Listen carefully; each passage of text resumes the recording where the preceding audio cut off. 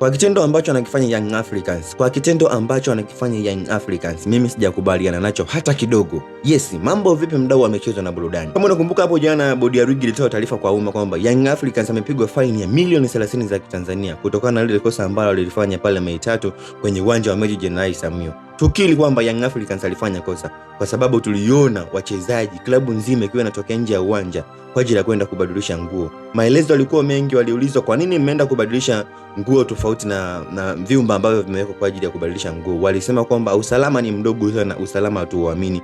Kama ni usalama mdogo, mngetoa taarifa, sio kujiamlia maamuzi yenu nyinyi wenyewe. Kiukweli Young Africans walikosea, kitendo ambacho watu wengi hawajafurahishwa nacho, wadau wa michezo na burudani, kwa hiki ambacho Young Africans amekifanya cha kutoa namba kwa umma ili waweze kuichangia klabu yao.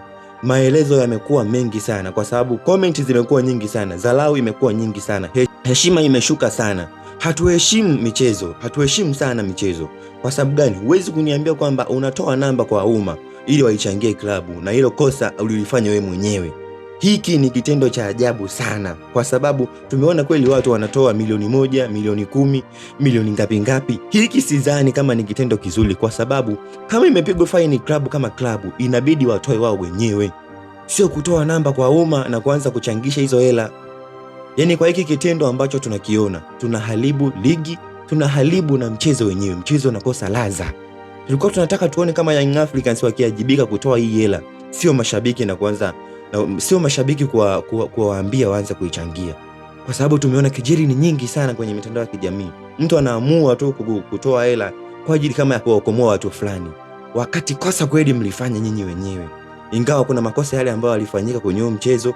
Lakini sasa hii adhabu ambayo mmepewa inabidi muulipe kama klabu. Jina mimi ni Clanson JM. Hebu nakuomba samdau wa michezo, toa maoni yako bila upendeleo wala nini, kwamba 1, 2, 3 kweli Young Africans wamezingua au Young Africans wako sawa kwa sababu hii na hii.